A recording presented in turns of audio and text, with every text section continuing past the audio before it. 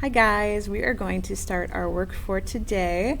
We're going to dive into Spark, the art class curator, and we are going to use our detective skills to pick apart a art piece. Oop, my light went off because it thinks I'm not here. That's okay, we'll leave it dark for a little bit. So looking at this artwork, we're going to use our detective skills to try to pull meaning, to try to understand what it's about or even what we're looking at. So we're going to open up our Spark worksheet. Spark worksheet is going to be found under our unit labeled Marcos Rayas, and we are going to click on the material labeled Spark worksheet. When you open that up, you're going to have an option to click here. It says open with. You can open it in a Google Doc. If you do that, then you could type your answers right into the digital worksheet. Otherwise, you could print it out and handwrite your answers into that worksheet, but I think Google Docs is really slick, so that would be my recommendation, that you go with that. I will be collecting this, but not right away. All right, so we are going to look at this worksheet. So this is the artwork we're going to be diving into. We're going to be using some detective skills.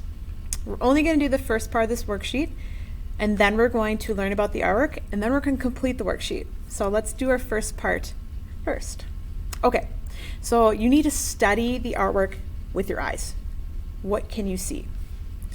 Here it says see. Look closely at the work of art and note the content, the subject matter, the artistic choices that make up the artwork. What do you see? How would you describe this artwork? So I want you to make as many observations as possible about this artwork. So we're going to look back up at it, right?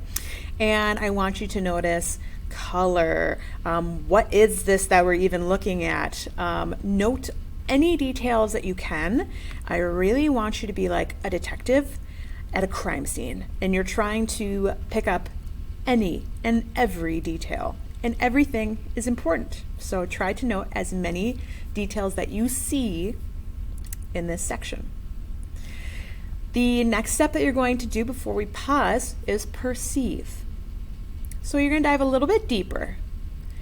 You're going to perceive emotions that the artist might have felt. You're going to try to pull meaning or find messages that maybe the artist was trying to share.